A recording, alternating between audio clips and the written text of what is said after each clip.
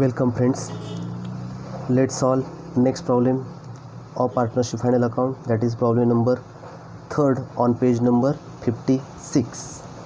पान क्रमांक 56 वरचा प्रॉब्लेम नंबर 3 हा आपण आता सॉल्व करणार आहोत. स्टेप वाईज जाऊया. Step number first, reading and marking. Let's read. From the following trial balance and adjustments given below of Reena and Aarti, means partners name Reena and Aarti, you are required to prepare trading and profit and loss account for the year ended. काय बनवायचे? Trading and profit and loss account for the year ended. Date आहे 31 March 2019 and balance sheet as on that date. त्याच तारखेला आपल्याला काय बनवायची? Balance sheet. Trading account, profit and loss account आणि balance sheet या तारखेला आपल्याला बनवायची आहे. ट्रायल बॅलन्स आपल्याकडे आहे बघा. Trial balance as on 31 March 2019. Mark already मी केलं आहे वेळ वाचवण्यासाठी.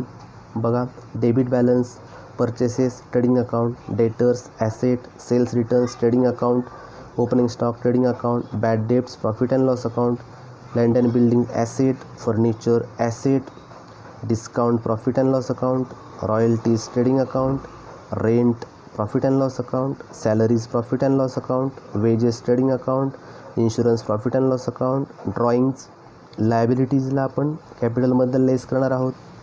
कॅश ॲट बँक ॲसेट आहे आणि कॅश इन हँडसुद्धा ॲसेट आहे. Opposite side that is credit. Sales, trading account, sundry creditors, liabilities, purchase returns, trading account. Purchase returns या ठिकाणी आहेत बघा. याचा अर्थ हे रिटर्न्स मायनस करायचे कशामधनं? परचेसमधनं. म्हणून परचेसला स्टार मार्क करून ठेवला या ठिकाणी बघा, star mark. Same as to sales returns इथे सापडले होते आपल्याला बघा, जे सेल्समधनं मायनस करायचे आहेत, म्हणून मी सेल्सला सुद्धा स्टार मार्क करून ठेवला या ठिकाणी. Next RDD, profit and loss account, discount, profit and loss account, commission, profit and loss account and capital liabilities. हे आपलं ट्रायल बॅलन्सची पोस्ट संदर्भात आपण बघितलं.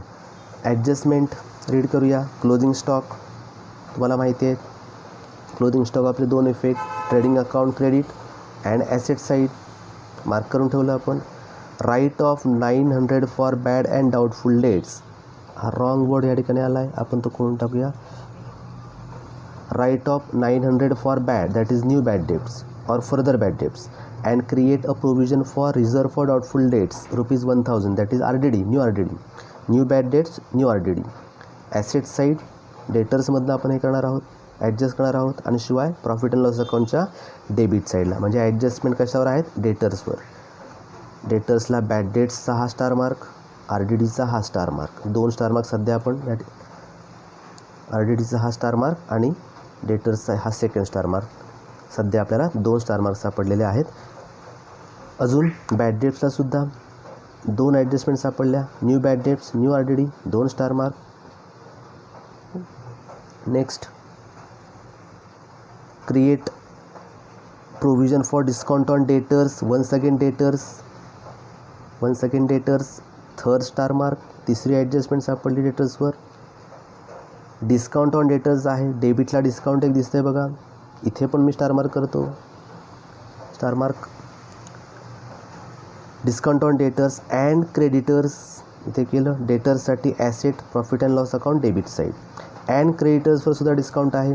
लायबिलिटीला आपण हे करणार आणि प्रॉफिट अँड लॉस अकाउंटच्या क्रेडिट साईडला PC, profit and loss account credit side. Mark करूया आपण स्टार मार्क. क्रेडिटर्स, सन्ड्री क्रेडिटर्सला स्टार मार्क या ठिकाणी केला आहे बघा आपण.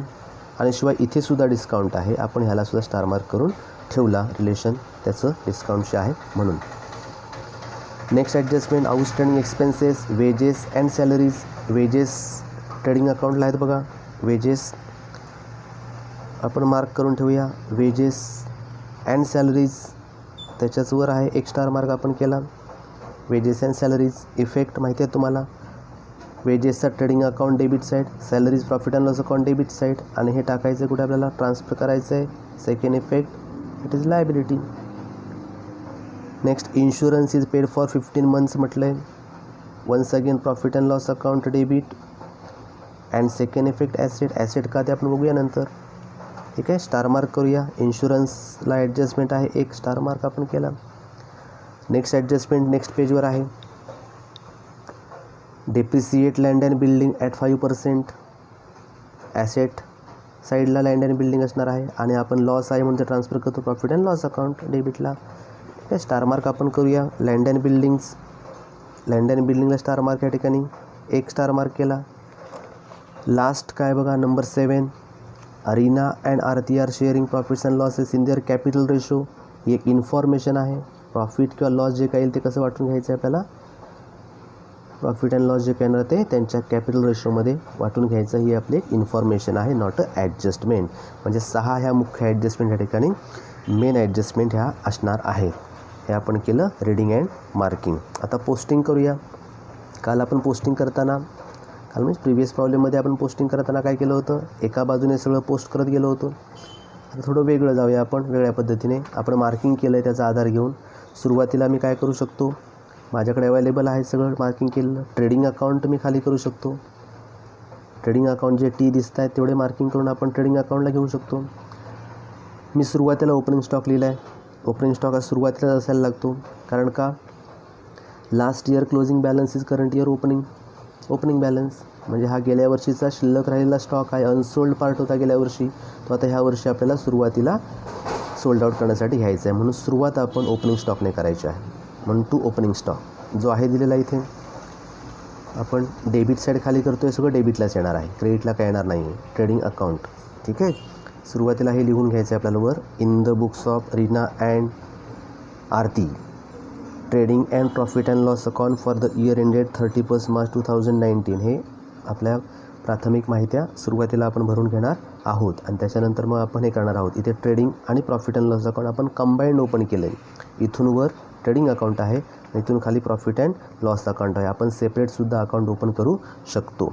ठीक आहे, हे राहिलं होतं आपलं मगाशी, ते आपण पुन्हा घेतलं आता. ठीक आहे, आता पोस्टिंग करूया. मगाशी म्हटल्याप्रमाणे सेकंड वे आहे की आपल्याला जे टी दिसतात यांचा आधार घेऊन, आणि अर्थात डेबिट साईड आहे म्हणून डेबिट साईडलाच आपण सगळं पोस्टिंग करतो आहे. ठीक आहे, सुरुवातीला ओपनिंग स्टॉक 18,100 घेतला आपण. नेक्स्ट परचेसेस सापडलं बघा आपल्याला. परचेसेस त्याला आपण स्टार मार्क केला आहे म्हणून इनर कॉलममध्ये घेतलं. 35,500 inner column.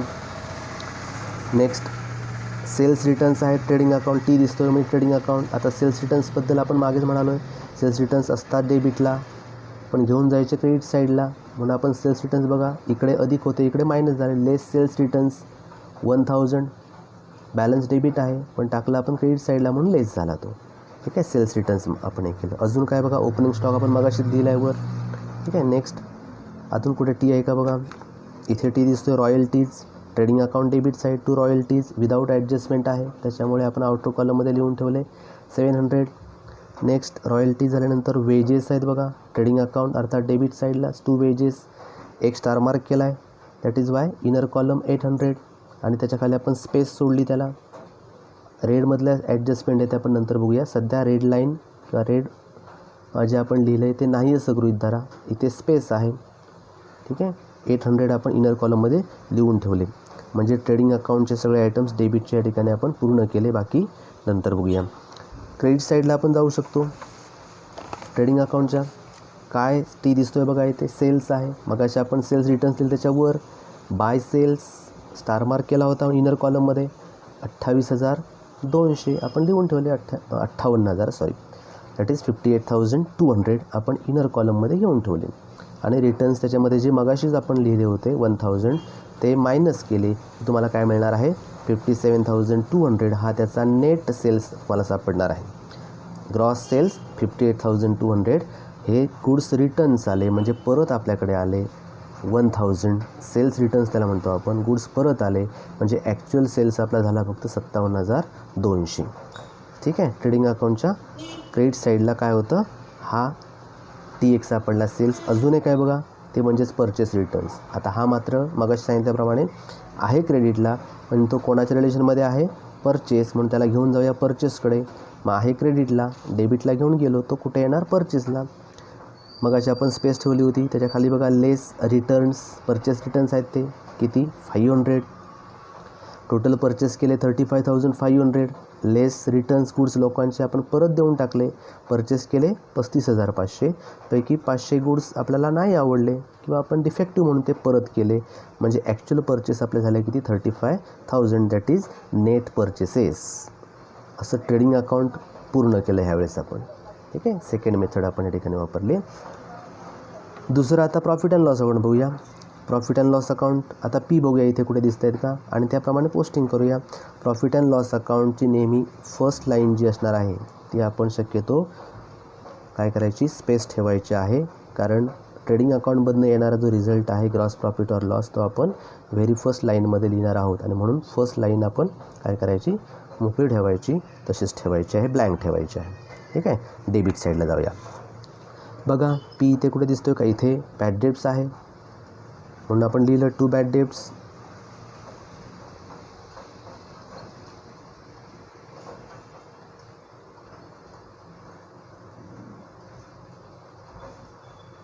To bad debts 500. ठीक आहे, इनर कॉलममध्ये त्यानंतर स्टार मार्क केला आहे आपण. एक नाही 2 स्टार मार्क याशिवाय RDD आहे म्हणून आपण या ठिकाणी त्याला 3-4 ओळी शिल्लक ठेवल्यात आणि इनर कॉलममध्ये घेऊन ठेवलं. नेक्स्ट काय बघा, पी असणारं डिस्काउंट. एक स्टार मार्क आहे, पुन्हा 2 डिस्काउंट. इनर कॉलममध्ये 1000 एक स्पेस सोडली आपण त्याच्या खाली. नेक्स्ट काय बघा, रेंट दिसतोय, P rent, 2 rent without adjustment, that is Y outer column 1900. Next salaries, P दिसतोय बघा, 2 salaries. Profit and loss account debit 2 salaries. Star mark आहे, इनर कॉलममध्ये घेऊया 3000 इनर कॉलम, स्पेस सोडूया. Next insurance, profit and loss account debit साईडलाच 2 insurance. Adjustment आहे बघा, एक स्टार मार्क आहे 1500 इनर कॉलममध्ये. नेक्स्ट झालं profit and loss account debit balances संपले. क्रेडिटला काय आहे का बघूया. आपण पी मार्किंग केलेलं क्रेडिटला काय काय आहे दिसतंय बघा, इथे RDD आहे मगासारखंच. RDD related to the bad debts, therefore transfer towards debit. डेबिटला ट्रान्सफर करूया, आहे क्रेडिटला, घेणार डेबिटला, आणि त्याच्यामुळे ते काय होणार आहे, अर्थातच लेस होणार आहे. बघा ह्या प्रोफार्मा बॅड डेब्ट्सच्या प्रोफार्मामध्ये आपण शेवटी लिहिलं आहे लेस ओल्ड RDD. तिकडे प्लस होती, इकडे आल्यावरती लेस झाली. Old RDD 800 inner column. सगळं एकत्र आलं की मग नेट बॅलन्स बाहेर आपण घेणार आहोत, RDD झाली. नेक्स्ट अजून काय बघा, पी डिस्काउंट लिहून टाकलं आपण, बाय डिस्काउंट. एक स्टार मार्क आहे त्याला, इनर कॉलममध्ये लिहिलं आपण 50. अजून काय बघा, पी कमिशन आहे, बाय कमिशन. कमिशन इन्कम आहे तो आपला, अर्थात profit and loss account credit side आहे, क्रेडिट बॅलन्स क्रेडिट साईडला. By commission 250. ठीक आहे, अशा प्रकारे आपण profit and loss account post केलं. आता ॲसेट आणि लायबिलिटीज ते बघूया. सुरुवातीला डेबिट साईड म्हणजेच ॲसेट साईड या ठिकाणी बघूया आपण. ॲसेट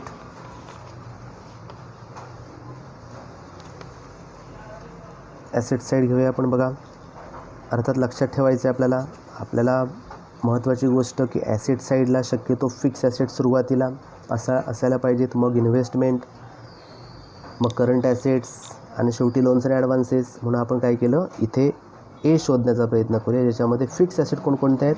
तर लँड अँड बिल्डिंग्स म्हणून तुम्ही वर घेतला, लँड अँड बिल्डिंग. ॲडजस्टमेंट आहे त्याला इनर कॉलममध्ये, त्याला स्पेस सोडली. नेक्स्ट फर्निचर फिक्स ॲसेट आहे तो आपण घेतला, त्याला ॲडजस्टमेंट नाही म्हणून आउटर कॉलममध्ये 20,000. फर्निचर आउटर कॉलममध्ये 20,000 घेतले आपण, आणि मग बाकीचे ॲसेट घेतले. फिक्स ॲसेट 2च होते आपल्याकडे. आता बघूया पहिल्यापासून. सनरी रेटर्स आपण घेतला, सनरी रेटर्स इनर कॉलम 40,000. अर्थात त्याला स्टार मार्क किती आहेत बघा, 1 2 3 स्टार मार्क, म्हणजे जवळपास 3 ॲडजस्टमेंट आहेत म्हणून आपण स्पेस जरा जास्त ठेवली. साधारणतः 5-6 ओळी आपण या ठिकाणी त्याला स्पेस ठेवलेली आहे इनर कॉलममध्ये घेऊन. नेक्स्ट काय बघा, ॲसेट असणारा लँड अँड बिल्डिंग फर्निचर झालं आपलं मगाशीच. अजून cash at bank, cash in hand ते पण लिहून टाकलं. Cash at bank, cash in hand, त्याला ॲडजस्टमेंट नसतात. आउटर कॉलम 11,500 2000 हे आपण पोस्ट केलं. ॲसेट पोस्ट झाला.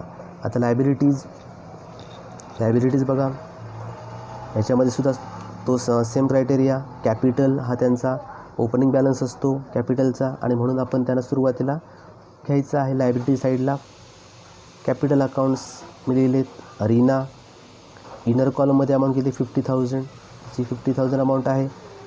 तिला स्पेस सोडली आणि मग अर्थातच आरती तिचा बॅलन्स घेतला 30,000, कॅपिटल बॅलन्स ट्रान्सफर केला आपण.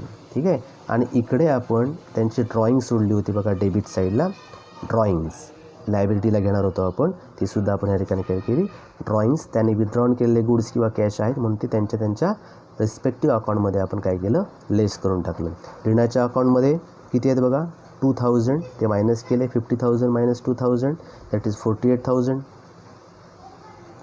त्याच्यानंतर आरतीच्या ड्रॉइंग्स आहे 1,000, ते सुद्धा आपण आरतीच्या अकाउंटला बघा. 30,000 मायनस 1,000 29,000 हे ड्रॉइंग्स मायनस करून ठेवलं. ठीक आहे. आता अदर लायबिलिटीज कोणत्या आहेत त्या बघूया. बघा एल कुठे दिसतो आहे अजून, इथे सन्ड्री क्रेडिटर्स दिसतो आहे. लायबिलिटीज थर्ड पार्टी लायबिलिटी आहे, ते आपण यांना स्पेस सोडून नंतर लिहिणार आहोत. सन्ड्री क्रेडिटर्स लायबिलिटी साईडला, बॅलन्स शीटच्या लायबिलिटी साईडला. अर्थातच त्या ठिकाणी तुम्हाला ॲडजस्टमेंट आहे, आपण स्टार मार्क केला आहे म्हणून त्याला आपण काय केलं, इनर कॉलममध्ये घेऊन ठेवलेलं आहे. अशा प्रकारे आपली पोस्टिंग पूर्ण झाली. आता ॲडजस्टमेंट्स, नेक्स्ट स्टेप्स ॲडजस्टमेंट्स आपण विचारात घेऊया. आता कोणकोणत्या आहेत बघूया. Adjustment number first closing stock. Adjustment number first closing stock काय दिलं आपण, क्लोजिंग स्टॉक. ओपनिंग स्टॉक कुठे असतो, ट्रेडिंग अकाउंटच्या डेबिट साईडला. ओपनिंग स्टॉक ट्रेडिंग अकाउंटच्या डेबिट साईडला. क्लोजिंग स्टॉक ट्रेडिंग अकाउंटच्या क्रेडिट साईडला. बाय क्लोजिंग स्टॉक 22,000 हा फर्स्ट इफेक्ट आपण तिथे देऊन टाकला. ठीक आहे. नेक्स्ट सेकंड इफेक्ट त्याचा कुठे असतो, ॲसेट साईडला. म्हणजेच शिल्लक राहिलेले गुड्स आहे ते आपल्याकडे. गुड्स अवेलेबल 18,100 प्लस 35,000 एवढे गुड्स होते, एवढे आपण घेतले आणि मग आपण प्रॉफिट ॲड करून ते विकले होते. ठीक आहे. आणि अनसोल्ड किती होते, 22,000. म्हणजे अजून विकायचे बाकी आहेत किती, 22,000 गुड्स आपल्याला शिल्लक आहेत आणि त्याच्यामुळे तो आपला काय झाला, ॲसेट झाला. म्हणून सेकंड इफेक्ट आपण दिला अर्थातच ॲसेट साईडला, क्लोजिंग स्टॉक 22,000. ठीक आहे. सेकंड इफेक्ट आपण त्याचा दिला. First effect trading account credit side by closing stock. Second effect asset side closing stock 22,000. Next adjustment write off 900 for bad. New bad debts आहे, अर्थात डेटर्सवर असतं. डेटर्स सन्ड्री डेटर्स 40,000 रुपये आपली उधारी आहे लोकांकडनं येणं, 40,000. त्याच्यामधले 900 रुपये काय झालेत, आपले बुडालेत. बॅड डेट्स म्हणजे बुडीत कर्ज बुडालेत, त्याच्यामुळे आपण ते मायनस केलं. लेस न्यू बॅड डेट्स 900 मायनस केले. How many remaining, 39,100. 40,000 येणं होतं, पैकी 900 रुपये आपले बुडालेत किंवा बुडवले गेलेत आणि त्याच्यामुळे प्रत्यक्ष मिळणार किती आहे सध्या तरी, 39,100. लगेच त्याने पुढे म्हटले बघा, create a provision for reserve for doubtful debts 1,000. म्हणजेच या ठिकाणी 40,000 येणार होते, पैकी 900 रुपये आपले ऑलरेडी बुडालेत, 39,100 आता सध्या आहेत. याच्यापैकी 1,000 रुपीज डाऊटफुल आहेत म्हणून आपण तो रिझर्व बाजूला काढला. डाऊटफुल म्हणजे देतील न देतील. 40 होते, 900 बुडाले, याच्यापैकी 1,000 डाऊटफुल आहेत, रिझर्व म्हणून आपण बाजूला ठेवलेत, ते मायनस केले. मग ॲक्च्युअल मिळणार किती आता, 38,100. 38,100. ठीक आहे. अशा ह्या दोन ॲडजस्टमेंटचा आपण पहिला इफेक्ट घेतला, डेटर्समधनं मायनस केलं. 40 मिळणार होते, आता किती मिळणार, 38,100. म्हणजे लॉस झालं. सेकंड इफेक्ट लॉस म्हणजे डेबिट साईडला. Profit and loss account debit side, profit and loss account debit side. मग अशा आपण प्रोफॉर्मा तयार केला आहे बघा. 2 बॅड डेट्स, जुनं बॅड डेट्स ओल्ड आहे, म्हणजे अगोदरच आपले बुडाले होते 500 रुपये, आता पुन्हा नवीन बुडत आहेत. New bad debts 900, new reserves for doubtful debts 1,000. Total loss 2,400 एवढं होणार होतं. जुनं आणि नवीन मिळून 2,400 आपलं लॉस होणार आहे. आणि तेवढ्यासाठी आपण ओल्ड RDD म्हणजे रिझर्व्स आपण बाजूला काढले होते सुरुवातीला, किती 1,800. मागच्या प्रॉब्लेममध्ये काय झालं होतं, एक्सेस अमाऊंट या ठिकाणी शिल्लक राहिली होती, ती आपण ट्रान्सफर केली होती या बाजूला. आता इथे एक्सेस रिझर्व्स नाही आहेत. आपलं लॉस साधारणतः 2,400 आहे आणि आपण रिझर्व्स किती ठेवले होते त्यावेळेस, 800 ठेवले होते. याचा अर्थ ॲक्च्युअल लॉस आपलं 1,600 एवढं झालं. म्हणून प्रोफॉर्मा काय तयार झाला, bad debts, old bad debts 500, add new bad debts 900, add new RDD 1,000, less old RDD 800, outer column 1,600. ठीक आहे. असं आपल्याला सेकंड ॲडजस्टमेंटबद्दल सांगता येऊ शकेल. नेक्स्ट बघूया. Create provision for discount on debtors at 3%. आधी डेटर्सबद्दल बघूया, मग क्रेडिटर्स संदर्भात पुढे आहेच. डिस्काउंट ऑन डेटर्स मगाशी म्हटल्याप्रमाणे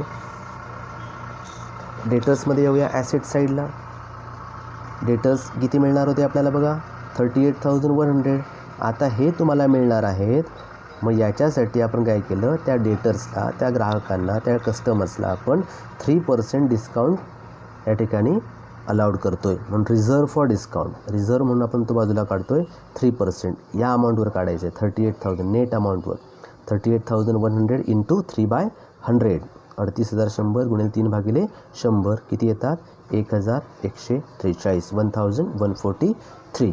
आणि मग ॲक्च्युअल तुम्हाला आता मिळणार किती आहेत, 36,957. एवढी उधारी तुमची आहे डेटर्सकडे. कस्टमरकडनं येणं किती आता आहे, नेट इफेक्ट 36,947. मिळायला किती पाहिजे होते, 40,000. लॉस झालं 900. नेक्स्ट 1,000 आणि पुन्हा आपण अलाउड करणार आहोत 1,143. आणि त्याच्यामुळे हे पुन्हा लॉस आहे. आणि लॉस म्हटल्यानंतर पुन्हा एकदा profit and loss account debit साईडला. Profit and loss account debit साईडला ऑलरेडी ओल्ड डिस्काउंट या ठिकाणी आहे. 1,000 आपण अलाउड केलेले आहेत. आणि शिवाय हे न्यू रिझर्व्स या ठिकाणी आहे, ते आपण या ठिकाणी ॲड करणार आहोत. Reserve for discount on debtors 1,143, that is 2,143. एवढं टोटल डिस्काउंट आपण लोकांना अलाउड करणार आहोत. हे सेपरेट लिहिलं तरी चालतं, हे सेपरेट आपण जरी लिहिलं तरी चालतं. डिस्काउंट आउटर कॉलम आणि to reserve for discount on debtors outer column असंही चालू शकतं. पण आपण काय केलं, डिस्काउंटमधनं किती अलाउड केले त्याच्यासाठी आपण कंबाईन एकत्र घेतलेले आहेत. Discount 1,000, reserve for discount, new reserve for discount on debtors 1,143, outer column 2,143. ठीक आहे. डेटर संदर्भात आपण हे केलं. डिस्काउंट हे नेहमी मायनस होतं, माहिती आहे आपल्याला. Concession, discount means concession. Same as to creditors and creditors at 5%. Creditors कुठे आहेत बघा, लायबिलिटी साईडला. तिकडे जाऊया. क्रेडिटर्स म्हणजेच लोकांना आपण देणं किती लागतो आहे, 25,700. क्रेडिटर्सला आपली उधारी किती आहे, 25,700. आता त्यांनी क्रिएट केला रिझर्व्स किती पर्सेंट, 5%. म्हणून आणि म्हटल्याप्रमाणे डिस्काउंट हे कन्सेशन असतं, म्हणून ते वजाच होणार आहे. म्हणून लेस केलं आपण. 5% on 25,700. How many, 1,285. Net balance 24,415. म्हणजे 25,700मधनं आपल्याला हे डिस्काउंट काय होणार आहे, रिसिव्ड झालं आहे. काय म्हणणार आपण, रिसिव्ड. मग अशी अलाउड केलं होतं, आता रिसिव्ड झालं, फायदा झाला आपला. 25,700 द्यायला लागणार होते, आता किती आपण देणार आहोत, 24,415. फायदा झाला म्हणजेच काय झालं, अर्थात प्रॉफिट इन्कम झाला तो आपला एकंदरीत. म्हणून तो जायला पाहिजे profit and loss account credit साईडला. बघा इथे पण ओल्ड डिस्काउंट दिसतं आहे, बाय डिस्काउंट 50. हे न्यू आहे म्हणून त्यात ॲड केलं. Add reserve for discount on creditors 1,285. म्हणजे किती डिस्काउंट रिसिव्ह होणार आपलं, अर्न झालं 1,335. Old discount 50 plus new 1,285, that is 1,335. Total discount receivable हे आपल्याला मिळणार आहे. आणि हे डिस्काउंट आपण मगाशी काय केलं, अलाउड केलं होतं. हे डिस्काउंट अलाउड केलं, आपला लॉस आहे आणि हा आपला इन्कम आहे आणि म्हणून तो आपण ह्या ठिकाणी घेतला. अशी ही डिस्काउंटची ॲडजस्टमेंट आहे. डिस्काउंट हे नेहमी मायनस होतं. नेक्स्ट ॲडजस्टमेंट बघूया. आउटस्टँडिंग एक्सपेन्सेस आहेत, वेजेस आणि सॅलरीज. माहिती आहे तुम्हाला, आउटस्टँडिंग म्हणजे खर्च करायला पाहिजे पण आपण केला नाही आहे, तो करूया. आउटस्टँडिंग वेजेस ट्रेडिंग अकाउंटला आहेत बघा. वेजेसवर खर्च केला 800, करायला किती पाहिजे होता, 1,500. म्हणजे 700 करायचं बाकी आहे, म्हणून ॲड आउटस्टँडिंग 700. आउटस्टँडिंग नेहमी ॲड करतो. 800 अधिक 700 बरोबर 1,500. एकूण खर्च 1,500 करायचा होता, आपण केला 800. Same as to salaries. Salaries आपल्याकडे आहे 3,000. किती द्यायला पाहिजे होती सॅलरी, 3,800. म्हणजेच किती देणं बाकी, आउटस्टँडिंग किती, 800. म्हणजेच सॅलरी द्यायची होती 3,800, आपण दिली आहे, ॲक्च्युअल पेड केली 3,000 आणि आउटस्टँडिंग म्हणजे करायची बाकी आहे, पेमेंट करायचं बाकी आहे 800. म्हणजे एकूण खर्च आपला 3,800. हे करायचं बाकी आहे, लायबिलिटी आहे आपली.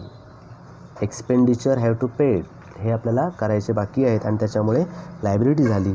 लोकांचे पैसे आपल्या अंगावर आहेत, त्याच्यामुळे आउटस्टँडिंग एक्सपेन्सेस आपण लिहिले. वेजेस 700 आणि सॅलरीज 800. कुठे लिहिले आपण हे, बॅलन्स शीटच्या लायबिलिटी साईडला.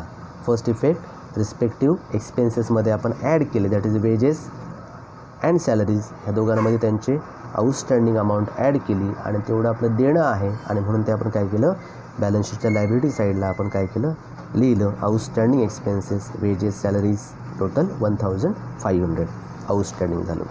अजून काय बघा adjustment next, insurance is paid for 15 months. Insurance is paid for 15 months with effect from 1 April 18. Insurance जो आपण पेड केला आहे, जो आहे बघा प्रॉफिट अँड लॉस अकाउंटच्या डेबिट साईडला इन्शुरन्स आपण लिहून ठेवला आहे 1500.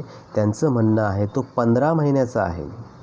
Insurance is paid for 15 months with effect from 1 April 18. म्हणजेच ह्या वर्षाच्या सुरुवातीपासून आपण इन्शुरन्स पेमेंट केलं आहे, इन्शुरन्स प्रीमियम पेमेंट केला आहे, पण तो 15 महिन्याचा आहे आणि आपलं अकाउंट 31 मार्चपर्यंत, 1 April to 31 March, that is 12 months. म्हणजे 12 महिन्याचा खर्च आपण या ठिकाणी लिहायला पाहिजे होता, पण आपण लिहिला 15 महिन्यांचा. म्हणजे 3 महिन्यांचं पेमेंट ॲडव्हान्स या ठिकाणी गेलेलं आहे, ॲडव्हान्स पेमेंट झालेलं आहे. मग ते काढूया. ॲडव्हान्स म्हणजेच प्रिपेड, ॲडव्हान्स म्हणजेच प्रिपेड. 3 महिने एक्स्ट्रा पेमेंट केलं. बघा इथे वर्किंग केलं आहे मी, प्रिपेड इन्शुरन्स फॉर 3 months. आपलं अकाउंट किती महिन्याचं असतं, 12 महिन्याचं, पण आपण खर्च केला आहे किती, 15 महिन्याचा. आणि म्हणून आपण काय करतो आहे, 3 महिन्याचं नेक्स्ट इयरला बघू. आपण फक्त 12 monthsचा जो काय एक्सपेंडिचर आहे तो आपण लिहिणार आहोत. म्हणून बघा आपण काढतो आहे, टोटल पेड केले 1500. किती महिन्याचे आहेत, 15 महिन्याचे. म्हणजे 1500 भागिले 15, एका महिन्याचं इन्शुरन्सचा प्रीमियम किती असेल, 100 रुपये. असं किती महिन्याचं एक्स्ट्रा पेमेंट केलं आपण, 3 महिन्याचं. म्हणून 100 गुणिले 3, 300 रुपयाचं ॲडव्हान्स पेमेंट या ठिकाणी आपण केलं आणि त्याच्यामुळे आपण ते मायनस करणार आहोत. इन्शुरन्समध्ये अतिरिक्त खर्च झाला, आपला ॲडव्हान्स खर्च झाला. पण तो इन्शुरन्स 1500 होते, त्यातनं आपण जे एक्स्ट्रा पैसे दिलेत प्रीपेड, त्याला म्हणणार 300, ॲडव्हान्स पेमेंट आपण मायनस केलं 1200. म्हणजे ॲक्च्युअल आपला खर्च किती होता, फक्त 1200 होता, पण आपण केला 1500, पण 300 आपण मायनस केले प्रीपेड. हे पैसे आपले वाचले, एक प्रकारची संपत्ती आहे आणि म्हणून आपण ती लोन्स आणि ॲडव्हान्सेस कुठे असतात, बॅलन्स शीटच्या ॲसेट साईडला. आपली प्रॉपर्टी आहे ती आपले पैसे आहेत, म्हणून ॲसेट साईडला आपण प्रीपेड इन्शुरन्स दाखवला 300 रुपये. हे आपण ॲडजस्टमेंट शिकलेलो आहोत. एक ॲडजस्टमेंट आहे बघा नेक्स्ट, ती म्हणजेच अर्थातच depreciation. Depreciate land and building at 5% असं म्हटलं आहे. माहिती आहे आपल्याला, डेप्रिसिएशन ॲसेटवर असतं, लँड अँड बिल्डिंग किंमत कमी होते, व्हॅल्युएशन कमी होतं. आपलं लँड अँड बिल्डिंग आहे 25,000, त्याच्यावर 5% काढले तर 1250 तुमचं काय झालं, लॉस झालं. डेप्रिसिएशन केलं आपण, किंमत कमी झाली. कितीने, 1250ने. आपण शिकलो आहे मागे, म्हणून आउटर कॉलममध्ये 23,750. लँड अँड बिल्डिंगची किंमत होती 25,000. वर्षभर तिचा वापर केला आपण, युसेज खर्च आहे, डेप्रिसिएशन चार्ज केलं आपण, चार्ज केलं 5%, 1250. 1250 आपलं लॉस झालं. ॲसेटची किंमत 23,750 झाली, लॉस झालं. म्हणून सेकंड इफेक्टचं द्यायला पाहिजे profit and loss account debit साईडला to depreciation on land and building 1250. Land and बिल्डिंगवरचं आपण डेप्रिसिएशन लॉस म्हणून ट्रान्सफर केलं या ठिकाणी. ठीक आहे, अशा ह्या ॲडजस्टमेंट्स या ठिकाणी आपल्या पूर्ण झाल्या. आता क्लोज, नेक्स्ट स्टेप क्लोज. पहिलं ट्रेडिंग अकाउंट नेहमीप्रमाणे ट्रेडिंग अकाउंट क्लोज करा. ही साईड मोठी दिसते बघा, 79,200, 79,200. दोन्ही ठिकाणी लिहून टाकले, दोन्ही बाजूला 79,300, 79,200 दोन्हीकडे आपण लिहून टाकलेत. ठीक आहे, टोटल इन्कम 79,200. त्याच्यामधनं डायरेक्ट एक्सपेंडिचर तुमचे हे आहेत सगळे 18,100, 35,700 आणि 1,500 मायनस केले. किती राहिले, 23,900. हा तुमचा टोटल प्रॉफिट आहे, टोटल फायदा आहे. To gross profit carried down, तो घेऊन जायचा प्रॉफिट आहे म्हटल्यानंतर प्रॉफिट अँड लॉस अकाउंटच्या क्रेडिट साईडला बाय ग्रॉस प्रॉफिट आपण ओळ सोडली होती सुरुवातीला. By gross profit brought down 23,900. मग आपण हे अकाउंट क्लोज केलं. इकडे सुद्धा मला अर्थात ही साईड म्हणजे क्रेडिट साईड जास्त दिसते, 25,485. त्याच्यामधनं मी काय केले, इनडायरेक्ट एक्सपेंडिचर सगळे मायनस केले, हे एक्सपेन्सेस अँड लॉसेस मायनस केले, तर मला प्रॉफिट सापडलं 13,592. हे कोणतं profit, net profit carried down close केल्यानंतर सापडलं. हे ते वाटायचं आहे आपल्याला, डिस्ट्रीब्यूट करायचं आहे. कोणाचं आहे प्रॉफिट, हे रीना आणि आरती हे जे पार्टनर्स आहेत त्यांचं प्रॉफिट आहे.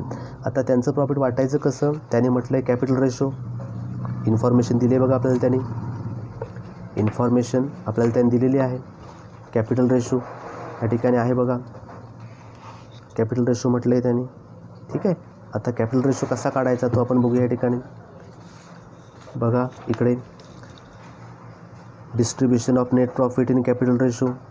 कॅपिटल रीना आणि आरती त्यांचं ओपनिंग कॅपिटल किती आहे 50,000 आणि 30 ओपनिंग घ्यायचं 50,000 आणि 30,000. रेशो काय राहतो 5:3. ठीक आहे, म्हणजेच एकूण किती भाग करा 8 भाग करा. 5 अधिक 3 8. 8पैकी 5 रीनाला आणि 3 आरतीला. म्हणून आपण नेट प्रॉफिट आपलं किती आहे 13,592 आलं होतं. रीनासाठी 13,592 गुणिले 5 भागिले 8. 8पैकी 5 भाग तिला 8पैकी 3 भाग आरतीला. असे 8,495 आणि 5,997 असं आपण अर्थातच त्यांना नेट प्रॉफिट डिस्ट्रीब्यूट केलं. म्हणून net profit carried down total 13,592. हे त्या दोघांचं कॅपिटल आहे आणि म्हणून अर्थात त्यांच्या प्रॉफिट आहे आणि म्हणून ते त्यांच्या कॅपिटल अकाउंटला जायला पाहिजे. कॅपिटल अकाउंटला आपण ॲड करतो. नेट प्रॉफिट झालं तर ॲड करणार. नेट प्रॉफिट ॲड केलं आणि त्यांचा क्लोजिंग बॅलन्स बाहेर घेतला 56,495. सेम ॲज टू आरतीला पण तसंच केलं आपण. नेट प्रॉफिट ॲड केलं 5,097 ॲड करून टोटल क्रॉस अमाऊंट बाहेर घेतली 34,097. एवढं तिचं कॅपिटल झालं. ही त्यांचे क्लोजिंग बॅलन्स आहेत. ठीक आहे, आणि मग तुमची बॅलन्स शीट या ठिकाणी काय झाली आपण क्लोज करून टॅली करतो आहे. ती होते 1,16,507 1,16,507 1,16,507.